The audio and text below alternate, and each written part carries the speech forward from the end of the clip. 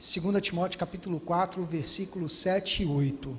Glória a Jesus. A palavra do Senhor nos diz assim: combati o bom combate, acabei a carreira, guardei a fé.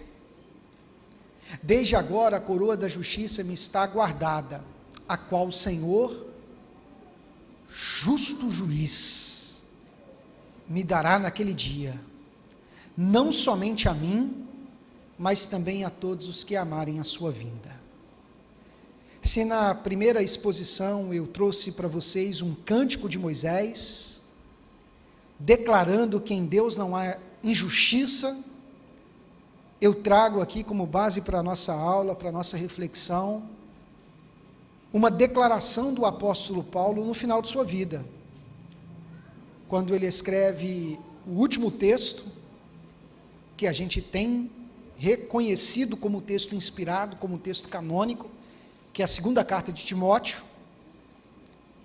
Paulo está se despedindo, ele faz uma retrospectiva da sua vida e ministério, e ele fala: combati um bom combate, guardei a fé, acabei a carreira, agora eu só estou aguardando a coroa da justiça que me será entregue pelo justo juiz, que será entregue não somente a mim, mas a todos os que amarem a sua vinda. Então nós também receberemos esta coroa naquele grande dia. Irmãos, quem está falando isso é alguém que está preso, é alguém que está aguardando a sentença que virá da parte de um homem ímpio, uma sentença de execução. A gente sabe que Paulo ele foi decapitado, segundo a história do cristianismo. Ele foi executado, cortaram a sua cabeça, numa navalha, que desceu, a guilhotina. Só que Paulo perdeu a cabeça, mas não a coroa. E ele diz aqui que ele pode até morrer, mas ele sabe que ele vai partir e vai se encontrar com Cristo. E ele vai receber a recompensa por ter vivido e se dedicado à obra do Senhor. Sabe o que é isso, irmãos? Fé. Fé na justiça de Deus. A Bíblia, ela afirma em diversos momentos que Deus é justo. A justiça é um atributo moral de Deus, um atributo comunicável, que Ele compartilhou com os seres humanos, como um conta-gotas. A gente consegue vivenciar a justiça, mas em doses homeopáticas, em doses pequenas. Deus, Ele manifesta a justiça de forma perfeita, de forma plena. A gente consegue entender um pouquinho do que é a justiça e reproduzir, porque Deus compartilhou esse atributo com a gente. Mas quando a gente olha para a Bíblia, a gente vai ver que a Bíblia vai testemunhar a respeito deste atributo, desta qualidade, desta perfeição de Deus. A Bíblia vai dizer no Salmo 116, verso 5, é um testemunho sobre a justiça de Deus. A Bíblia diz no Salmo 116, verso 5, o Senhor é misericordioso e justo, o nosso Deus é compassivo. O salmista já dizia isso. A Bíblia vai dizer no Salmo 89, verso 14, a retidão e a justiça são os alicerces do seu trono, o amor e a fidelidade vão à sua frente. O trono de Deus é alicerçado pela retidão e pela justiça. Deuteronômio capítulo 32, verso 4, que foi lido na primeira exposição, diz que Ele é a rocha, suas obras são perfeitas e todos os seus caminhos são justos. É Deus fiel que não comete injustiça, justo e reto Ele é. A Bíblia diz em Romanos capítulo 1, versículo 17, que o Evangelho vai revelar a justiça de Deus, uma justiça que do princípio ao fim é pela fé, como está escrito, o justo viverá pela fé. Quando a gente fala sobre a justiça de Deus, a gente precisa assentar algumas verdades. A gente precisa ensinar aqui alguns pressupostos fundamentais. O primeiro é que a justiça de Deus não se fundamenta em uma norma superior a Ele.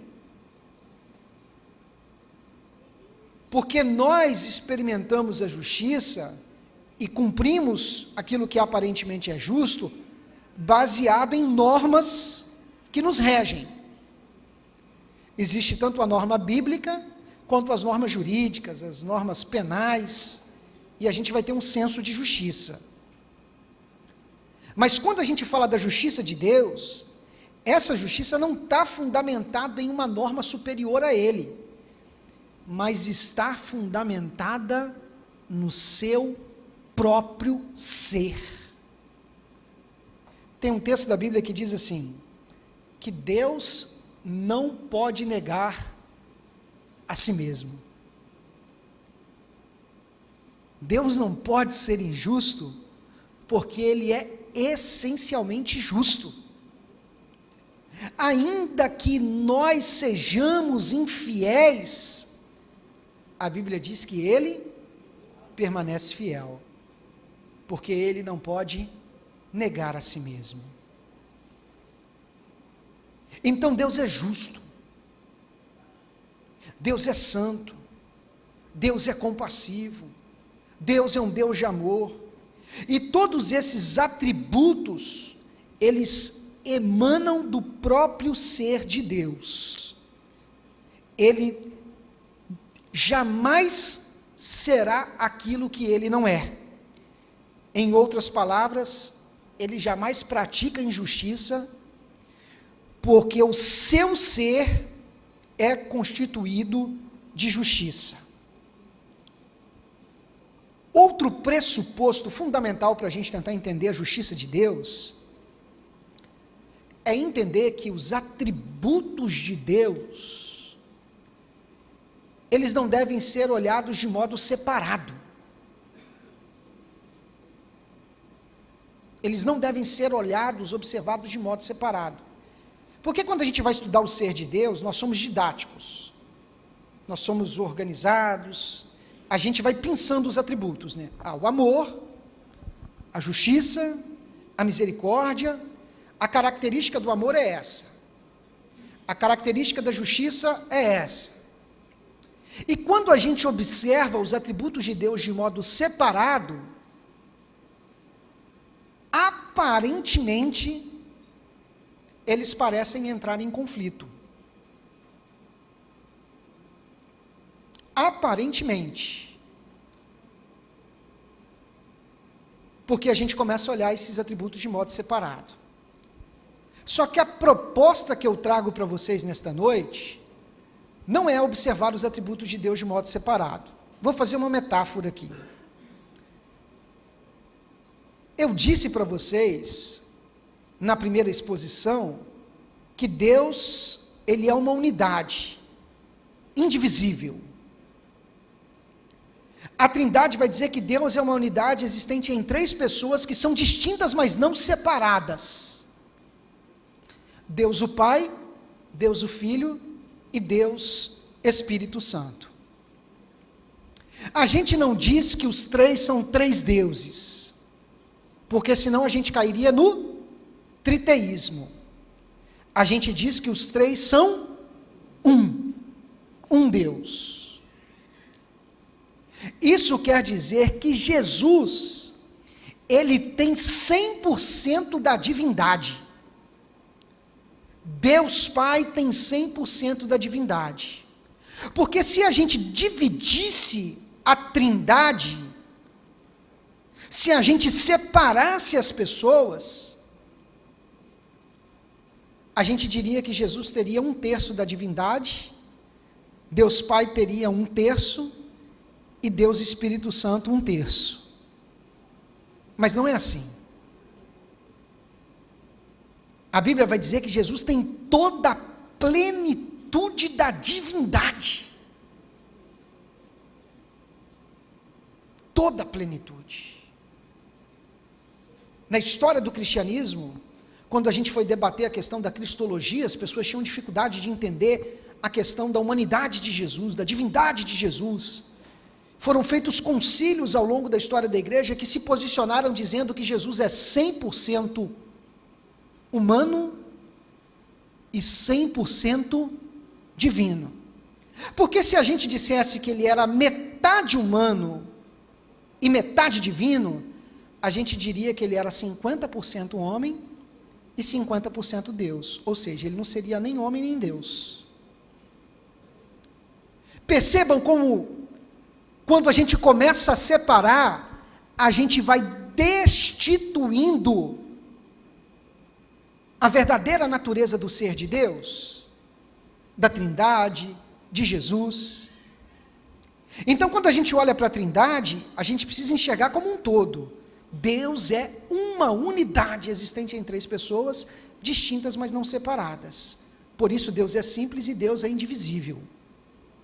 Quando a gente vai observar os atributos de Deus, a gente também não pode separar os atributos de Deus. A gente faz essa divisão, porque a gente vai se organizando. É uma questão para a gente tentar entender. Mas por que eu estou dizendo isso? Eu estou dizendo isso para te dizer que todo atributo de Deus, quando executado, ele traz em torno de si na natureza a plenitude de todos os outros atributos. Então, quando Deus executa o juízo, não é porque ele foi lá e neutralizou o amor para executar o juízo. Não é que Deus foi lá no botão de comando e falou assim: vou apertar o botão para neutralizar o amor, para neutralizar a misericórdia, para neutralizar a compaixão, e vou apertar aqui o botão para ativar a ira, para ativar o juízo. Não é assim que funciona.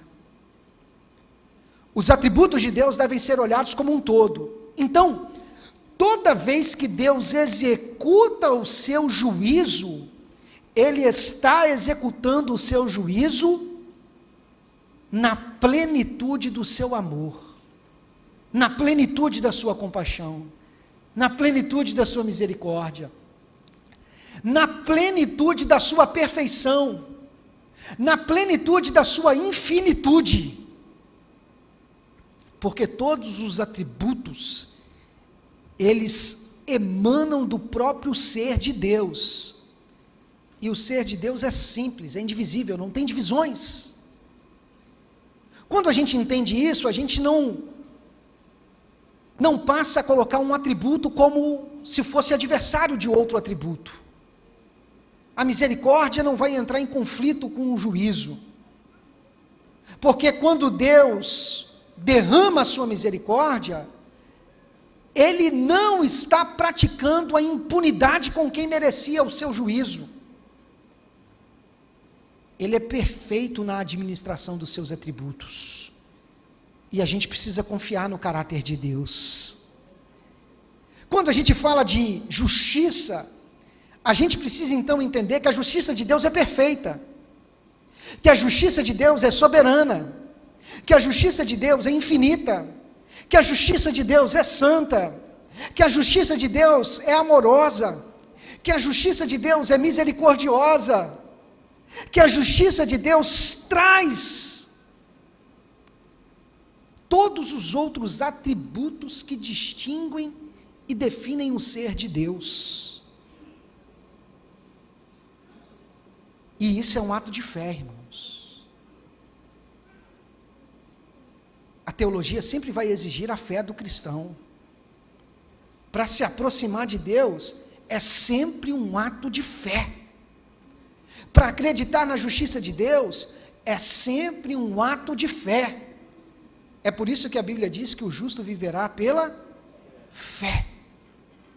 O justo vive pela fé e a fé vive pela prática. Quanto mais você a exercita, mais você a desenvolve. A fé é como um músculo, ela cresce quando ela é esticada. Quanto mais você confia no caráter de Deus, quanto mais você confia na justiça de Deus, quanto mais você confia na bondade de Deus, mais você está desenvolvendo a sua fé. Paulo, quando ele escreve para Timóteo, está preso, aguardando a sentença, vai ser decapitado, de modo injusto, porque ele não merecia a morte por pregar o Evangelho. Mas Paulo entende que ele não pode examinar a justiça de Deus a partir da contingência da sua experiência humana. Paulo entende que ele é um ser bem pequeno no universo, e que essa realidade física vai passar, mas a verdadeira vida, ela virá quando nós nos encontrarmos com Jesus.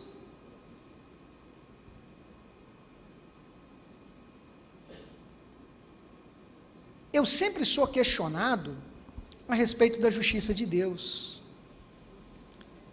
As pessoas dizem para mim assim: pastor Israel, eu não creio que Deus é justo, porque no mundo há tanta injustiça, como Deus pode ser justo? E aí eu digo para elas, muito simples: Deus é justo e o mundo é injusto. Porque Deus não é o mundo. Senão a gente vai cair no panteísmo. E acreditar que a natureza, esse mundo que existe é Deus. Não. Foi criado por Deus.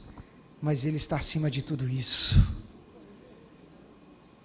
Ele é o Senhor de todas as coisas. E por que o mundo é injusto?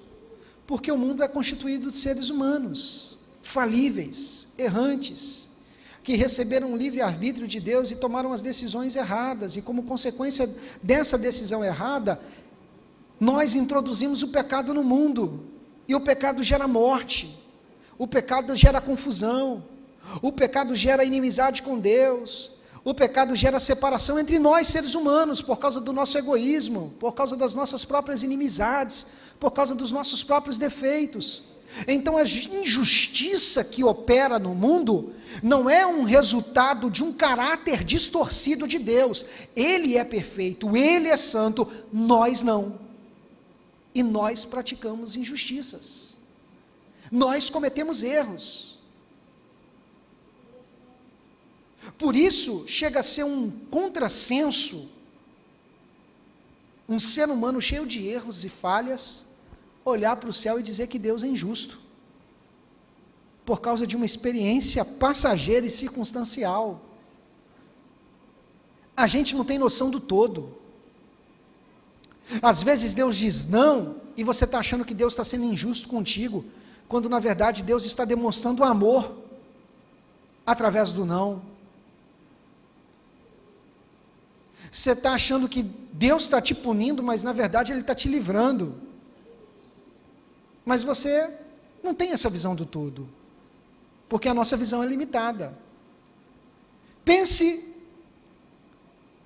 que se o seu filho te pede uma motocicleta elétrica para andar, e digamos que você fosse uma pessoa que tivesse conhecimento do futuro, e você sabia que um dia seu filho pegaria essa motocicleta e sairia e entraria na frente de um caminhão e perderia a sua própria vida.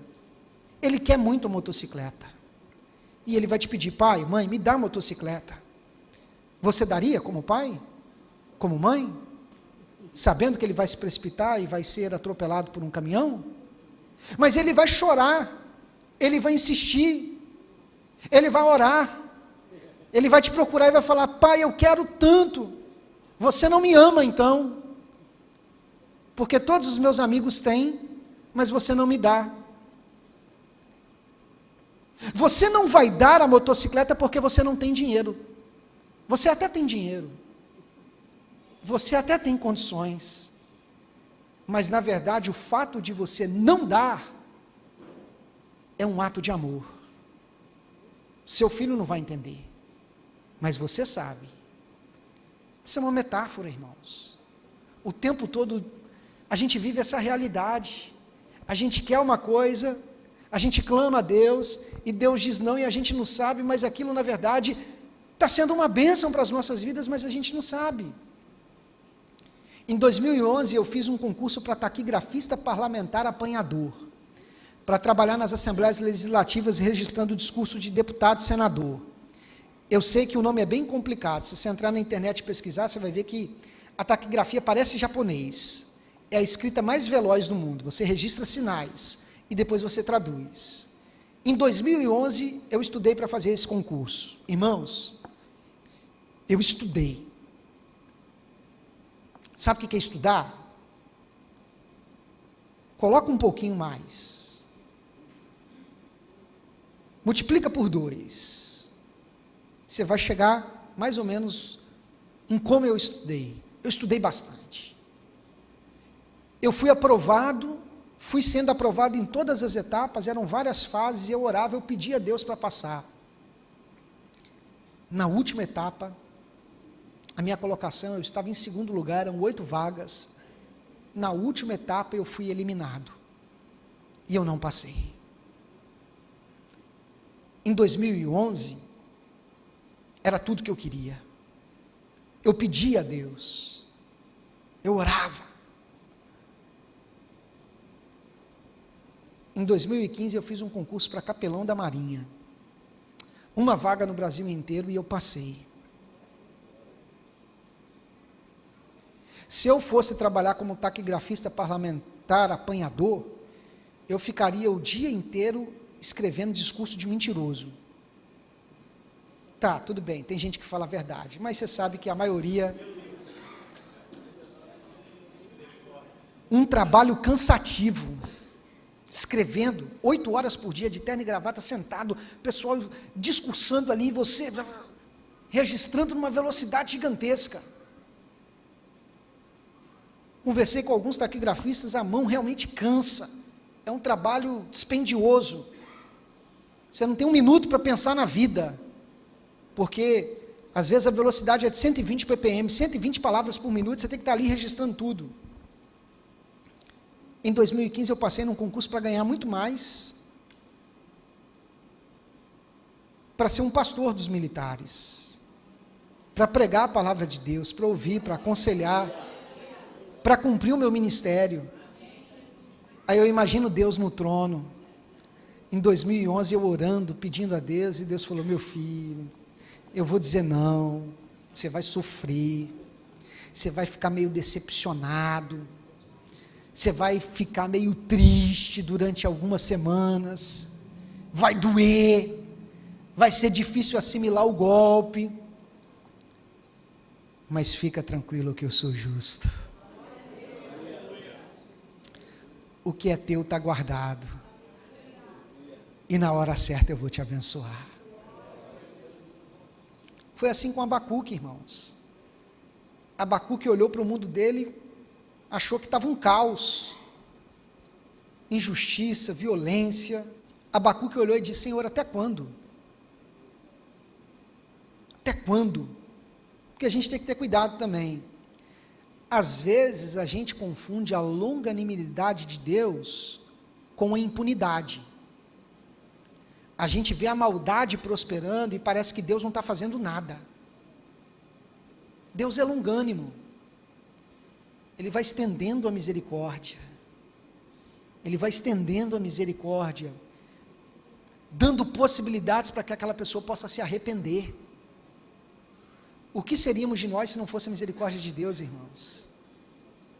Quantas vezes você já fez coisas que você não deveria fazer? Se Deus fosse um juiz severo, Ele aplicaria a pena e nenhum de nós estaríamos aqui. Todos nós estamos aqui porque Ele é longânimo. Todos nós estamos aqui porque Ele é misericordioso. Todos nós estamos aqui porque Ele é gracioso.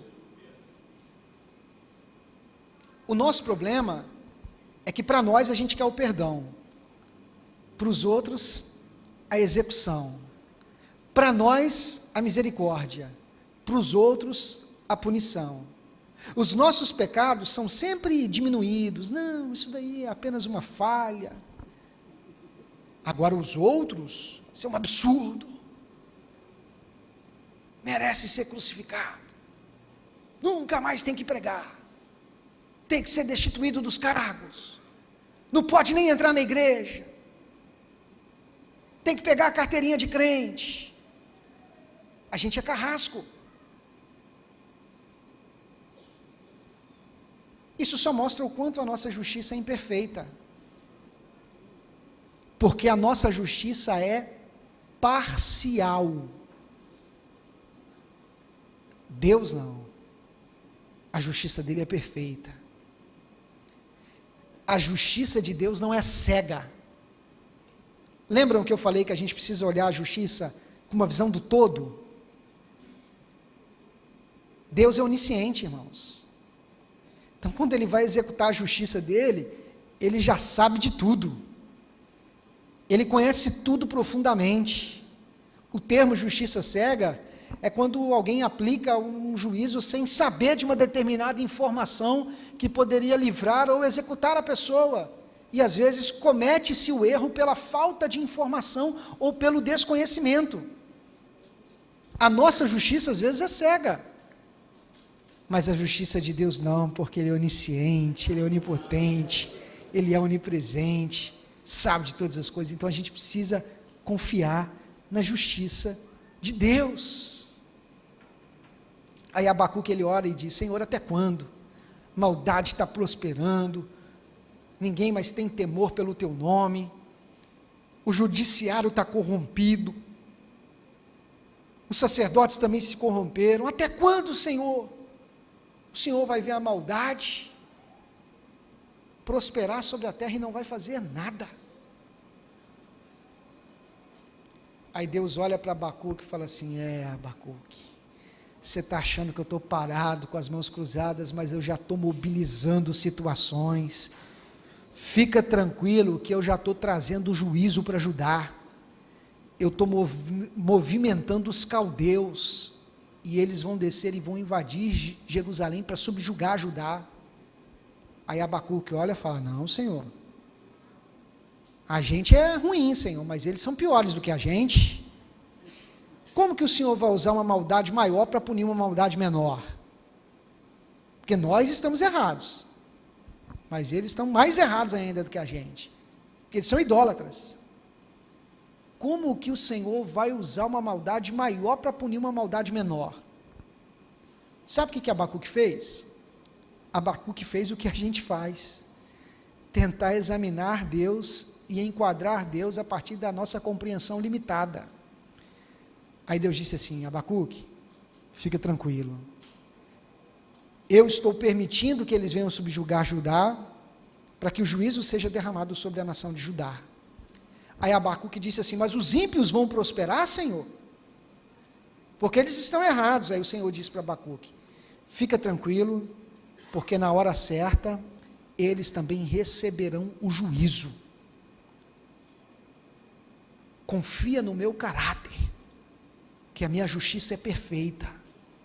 Eu estou no controle de todas as coisas. É dentro desse contexto que sai aquela afirmação: o justo viverá pela fé. O Senhor disse: escreve com letras garrafais. É o primeiro outdoor da Bíblia, até quem passa correndo vai olhar e vai ver: o justo viverá pela fé.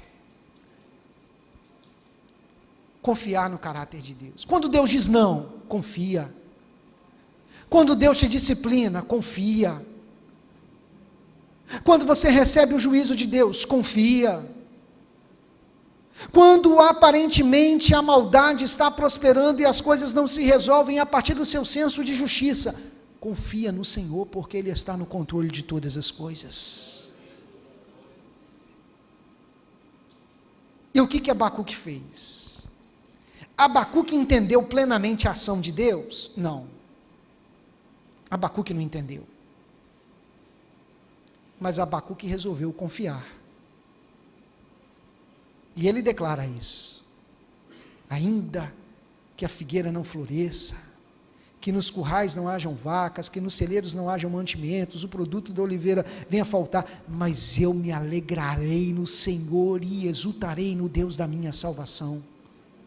Ainda que o meu mundo vire de cabeça para baixo, eu posso até não entender, mas eu vou continuar crendo no caráter desse Deus. Porque quando a gente analisa a justiça, com essa visão do todo de Deus, que os atributos estão totalmente unidos, que eles não são separados, a gente entende que a justiça de Deus é perfeita. A gente pode até não entender o porquê que Deus está fazendo alguma coisa, o porquê que Deus está permitindo alguma coisa, o porquê que Deus diz não, o porquê que Deus não deu a bênção que a gente tanto queria, mas a gente vai confiar no caráter do Senhor, porque Ele é justo, Ele governa com justiça. A justiça de Deus, didaticamente, ela é dividida em justiça governamental, também chamada de justiça regencial, e justiça distributiva. A gente diz que são dois modos da justiça de Deus se manifestar: justiça governamental e justiça distributiva. O que é a justiça governamental? A justiça governamental tem a ver com os princípios que Deus instituiu. A Bíblia diz que Ele é o Senhor que governa toda a terra. Ele está sentado no trono e o seu trono é de justiça. É um trono de verdade. É um trono de retidão. As leis que foram instituídas por Deus são leis justas.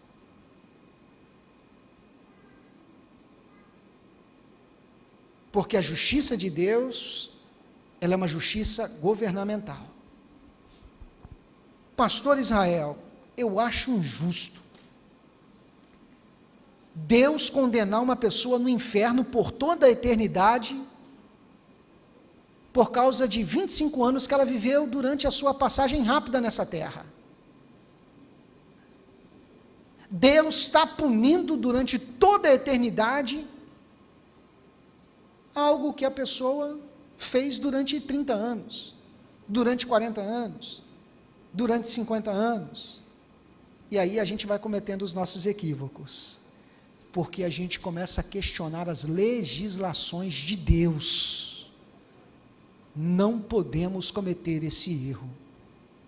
O que a palavra de Deus diz é para a gente crer, é para a gente guardar, é para a gente guardar com santo temor no nosso coração, porque se Deus colocou uma regra, se Ele instituiu uma legislação, essa legislação é justa.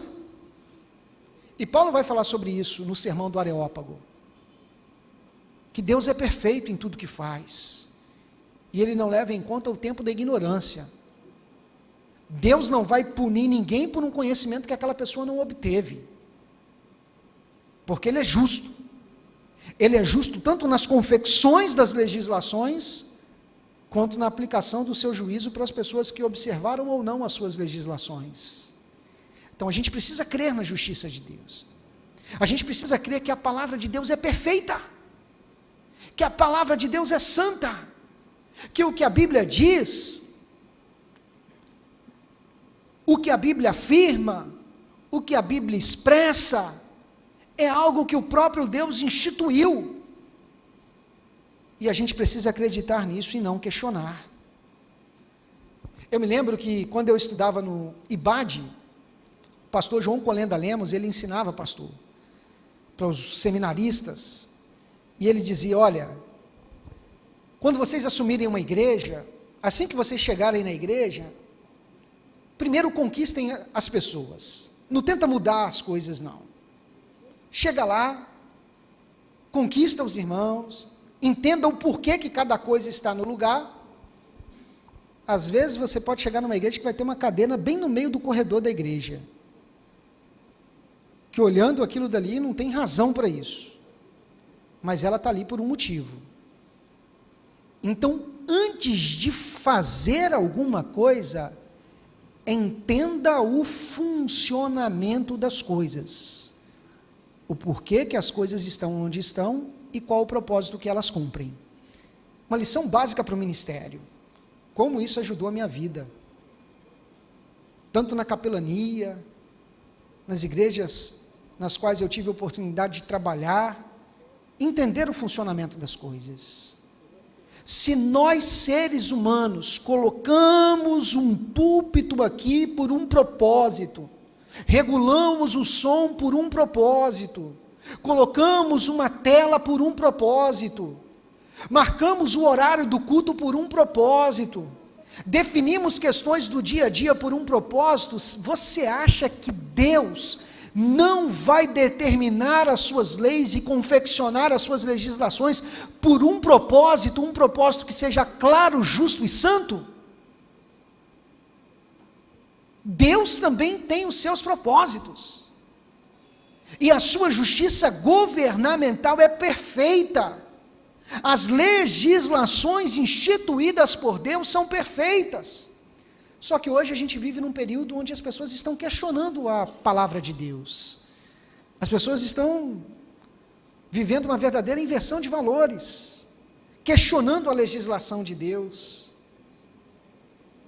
E a gente não pode questionar, porque Deus é perfeito em tudo que faz, em tudo que determina. A justiça governamental é um traço da justiça de Deus. Essa justiça tem a ver com a legislação, o plano da salvação, aquilo que Deus estabeleceu de forma objetiva. E a justiça distributiva tem a ver com a relação de Deus com os seres humanos. Deus instituiu leis, justiça governamental.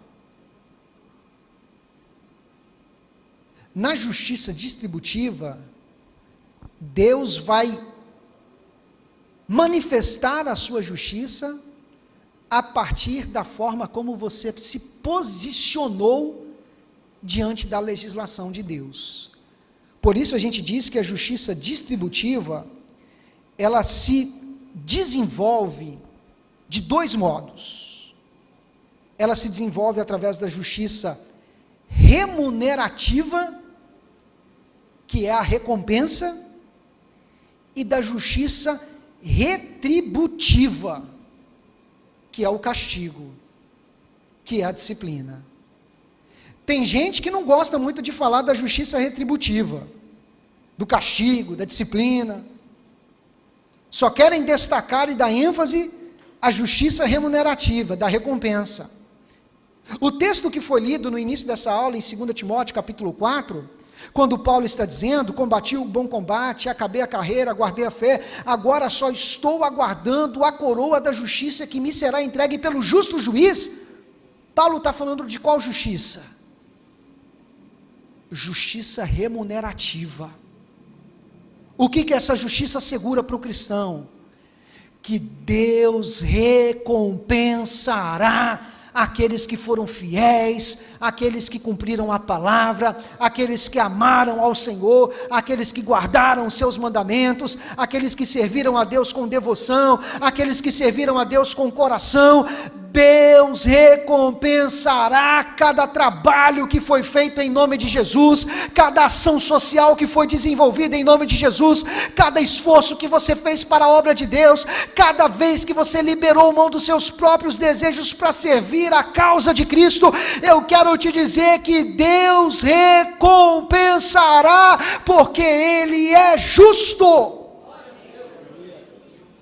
É por isso que Paulo está preso, vai ser sentenciado à morte, mas ele está feliz. Ele diz: olha, agora eu só estou aguardando a coroa da justiça que me será entregue pelo justo juiz, não somente a mim, mas a todos os que guardarem a sua vinda. A Bíblia diz em Colossenses, no capítulo 3, no versículo 23 e 24, E de tudo quanto fizerdes, fazei-o de todo o coração, como ao Senhor e não aos homens, sabendo que recebereis do Senhor galardão da herança, porque a Cristo Senhor o servis. Então tudo o que nós fazemos para o Senhor, haverá galardão, haverá recompensa, e isso é uma certeza que repousa no nosso coração. A Bíblia diz em Romanos no capítulo 2, no versículo 6, que Deus recompensará cada um segundo as suas obras, porque Ele é justo. Só que também existe a justiça retributiva, que é o castigo, que é a disciplina, que é a punição. Porque se uma pessoa ignorou os mandamentos do Senhor, se uma pessoa desobedeceu, e essa pessoa passa impune e nada acontece, que justiça nisso? Por isso eu digo que até quando Deus executa o seu juízo, de modo algum ele neutraliza o seu amor, porque o seu juízo é executado em amor. A Bíblia fala sobre isso. Deus disciplina com justiça e com amor. Até na sua ira contra o pecado ele não comete injustiça, porque Deus vai julgar cada um segundo as suas obras, e a justiça de Deus não é cega. Então ninguém será condenado de modo injusto. Quem for condenado será condenado porque fez por merecer. A Bíblia vai dizer no Salmo de número 94, verso 12, como é feliz o homem a quem o Senhor disciplina, aquele a quem Deus ensina a sua lei. Deus nos ensina através de disciplinas, Deus nos ensina através de juízos, e que bom quando o ser humano aprende através disso. Antes de Deus derramar o juízo sobre Jerusalém, permitindo que a Babilônia invadisse Judá, Deus foi disciplinando aos poucos o povo, Deus foi concedendo oportunidades, mas essas oportunidades foram ignoradas. E aí chega um momento onde Deus aplica o seu juízo, porque a sua justiça também é composta de combater a injustiça com justiça. Os profetas, eles se valiam do recurso da ideia do dia do Senhor. O que era o dia do Senhor no profetismo veterotestamentário? Era aquele dia em que Deus levantava do trono para fazer cumprir a sua lei. O dia do Senhor, ele se manifestava nos juízos que Deus derramava sobre o seu povo de modo cotidiano, e eles prefiguravam e apontavam para um dia final, onde a justiça de Deus será executada de forma definitiva, punindo o mal e recompensando aqueles que foram fiéis. Então, quando a gente fala da justiça de Deus, duas lições ficam: não confunda longanimidade com impunidade, e não confunda juízo com falta de amor. Porque se Deus está vendo a injustiça e não faz nada, Ele está sendo complacente com o pecado e com o erro. E se Ele é complacente com o pecado e com o erro, Ele não pode ser Deus, porque Ele é santo. A ira de Deus, segundo Packer, é a justiça de Deus reagindo contra a injustiça. A teologia vai dizer que a ira é a expressão do sagrado, santo e amoroso ser de Deus contra o pecado. Paul Washer, ele chega a dizer que hoje a nossa sociedade fala muito do amor de Deus e pouco da sua justiça. Por isso, muitos têm uma visão baixa de Deus e estão cegos para o pecado. A gente precisa avaliar a justiça de Deus. sempre entendendo que essa justiça é perfeita, tanto na recompensa, quanto na punição. Que possamos continuar confiando no caráter de Deus.